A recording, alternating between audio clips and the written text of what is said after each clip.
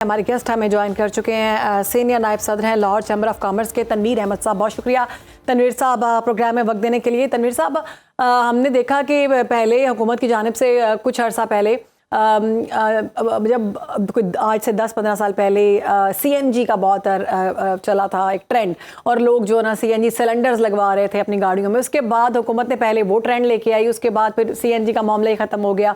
वो सिलेंडर जो लोगों ने पैसों से ख़रीदे थे वो वापस हुए और नुकसान हुआ। उसके बाद हमने देखा कि हुकूमत की जानिब से बहुत ज़ोर दिया गया कि सोलर पैनल्स लगवाएं, और बड़े बड़े दावे किए गए कि सोलर पैनल्स हम आपको मुफ्त भी देंगे, जो कि नहीं मिल सके। अब प्रोटेक्टेड सार्फिन पर फिक्स चार्जेस लगाने का इरादा किया गया। आप क्या समझते हैं, कितना आमदनी पर इसका बोझ पड़ेगा और कितना नुकसान होगा इससे आम आवाम को और बिजनेस कम्युनिटी को?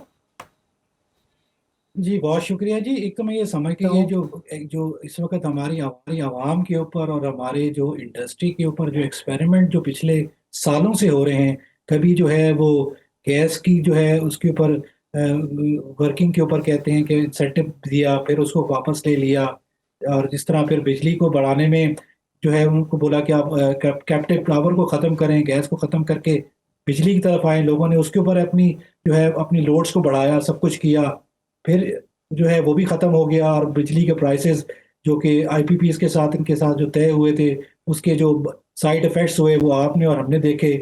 फिर लोगों ने जो है वो अपने आप को चेंज किया और जो है सोलर के ऊपर लेकर आए।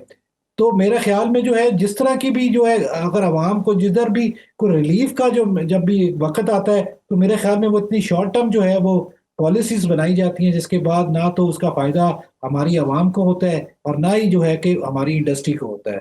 और आप देख रहे हैं कि इस वक्त जो इंडस्ट्री में कॉस्ट ऑफ डूइंग बिजनेस की वजह से इतने चैलेंजेस है, तो उसमें सबसे बड़ा फैक्टर ही जो है वो बिजली भी है, और रीजन में भी हम सबसे ज्यादा हैं। और जब लोगों ने सब्स्टिट्यूशन के ऊपर एज अ सोलर में, जो कि गवर्नमेंट ने खुद बोला कि आप जो है इसको प्रमोट करें, और लोगों ने एक ह्यूज इन्वेस्टमेंट के साथ अपनी इंडस्ट्री को वाइबल करने के लिए, और इस महंगी बिजली जो कि 60 रुपए तक पहुंच चुकी थी और अब भी जो है वो जो है 40-42 रुपए ऑन एवरेज इंडस्ट्री को मिलती है। तो मेरे ख्याल में जब एक सब्स्टिट्यूट के ऊपर आके वो अपने आप को वाइबल करने की पोजीशन में आए थे, तो यकायक जो है वो ये फैसला चेंज कर दिया गया और इस सारे सारे सेटअप को एकदम खत्म कर दिया गया।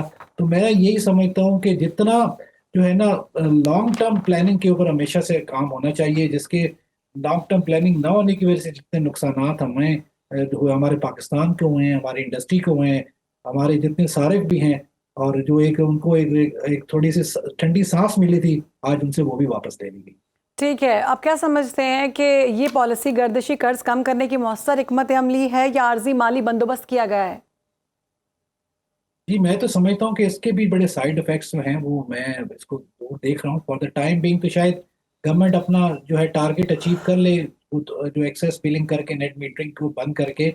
लेकिन अल्टीमेटली जो है अब लोगों ने नई एक इन्वेस्टमेंट का दरवाजा भी खुल गया है कि लोग अब जो है वो हाइब्रिड बैटरीज की तरफ चले जाएंगे, और अल्टीमेटली 2 साल के बाद जो थोड़ी बहुत जो लोग जो अपना जनरेट करके देते भी थे, अब मेरा ख्याल है उससे भी जो है एक चीज़ खत्म हो जाएगा।